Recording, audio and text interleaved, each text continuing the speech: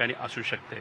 त्यामुळे जेव्हा आम्ही क्रिमिनल कॉन्स्पिरसी म्हणतो तेव्हा कुठलाही विषय जेव्हा पुढे येत असतो त्याच्यावर जर आपल्याला शंका असेल तर त्या कॉन्स्पिरसीचा तो भाग त्या ठिकाणी होऊ शकतो।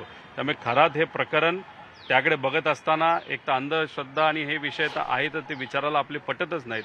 पण अजितदादांच्या ॲक्सिडेंटच्या बाबतीत बोलायचं झालं तर जर आदल्या दिवशी त्या दिवशी आणि दुसऱ्या दिवशी जर ट्रान्झॅक्शन तिथं वाढत असतील तर मग कुठं ना कुठंतरी काय ना काहीतरी लिंक असू शकतं। आणि त्याच्याचबरोबर दादांच्या घराबाहेर म्हणजे मुंबई पण आणि बारामती पण तिथं काळी जादूची पूजा ही झाली होती स्पष्टपणे आपल्याला त्या ठिकाणी माहीत आहे। त्यामुळे खरात प्रकरणाकडे बघत असताना डिटेलमध्ये जाऊन ह्या ट्रान्झॅक्शनचं मनी लॉन्ड्रिंगचं आणि पैशाचं काय रिलेशन आहे का आणि मग तिथून जर काही किल्ल्या फिरल्या असतील आणि तिथे जर पैशाचं ट्रान्झॅक्शन मोठ्या प्रमाणात वाढलं असेल तर मग कदाचित खरात जर ह्याच्यामध्ये इन्व्हॉल्ड असेल आणि त्याला सांगणारे काही लोक असतील तर मग खरात पैसे घेऊन कुठेतरी भारताच्या बाहेर पळून जाणार असेल जर तो या प्रकरणामध्ये म्हणजे अजितदादांच्या प्रकरणामध्ये अडकलेला असेल।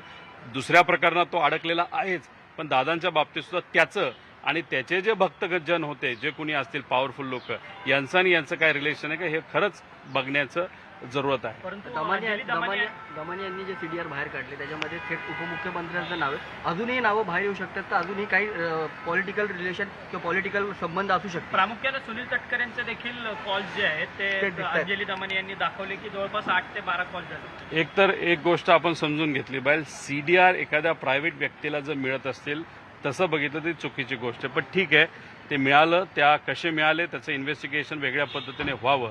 पण सीडीआर आता मिळालेत, मीडियाच्या मदतीने लोकांपर्यंत ते आलेले आहेत। दमानींनी त्याच्यामध्ये त्या ठिकाणी पुढाकार घेतलेला आहे आणि त्याच्यात काही ठराविक नावं दिसतात पण ती तेवढीच नावं आहेत का अजून खूप मोठ्या प्रमाणात नावं आहेत ही खऱ्या अर्थाने तिथं इन्व्हेस्टिगेशन प्रॉपर होऊन हे कुठेतरी बघितलं गेलं पाहिजे। व्हिडिओ कोणाचे आहेत कारण का आत्तापर्यंत जे व्हिडिओ आलेले आहेत ते सामान्य परिवारातल्या महिला आहेत, त्यांचे व्हिडिओ कुठेतरी बाहेर येताना आपण बघू शकतो।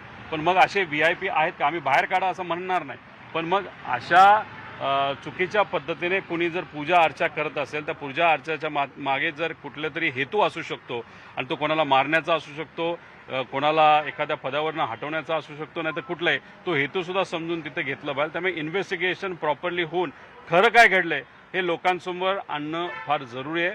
त्यामुळे अजितदादांच्या बाबतीत कॉन्स्पिरसी आम्ही जी म्हणतोय त्यात इतरही मोठे मोठे विषय आहेत जे आम्ही बोलून दाखवलेत, काही पुढे जाऊन प्रेझेंटेशनच्या माध्यमातून पण आम्ही आणू। पण खरात हे प्रकरण सुद्धा अजितदादांच्या मृत्यूशी त्याचं इन्व्हेस्टिगेशन झालं पाहिजे अशी आमच्या सगळ्यांची मागणी आहे। दादा 13 तारखेला तुम्हाला न्याय मिळेल तुम्ही असं म्हणताय, भुजबळ असतील राऊत असतील ह्या लोकांवरती देखील असेच आरोप झाले, नंतर ते बाहेरही आले ना त्या प्रकरणामध्ये काही समोर आलेलं नाहीये, तसंच तुमच्या प्रकरणामध्ये होताना पाहायला मिळते आणि भाजपाने जाणून बुजून हे केलं का असं तुम्हाला वाटतं? नाही हे बघा याच्यामध्ये ठीक आहे बऱ्याच लोकांवर दबाव आणण्याचा प्रयत्न त्या ठिकाणी केला गेला, त्याच्यामध्ये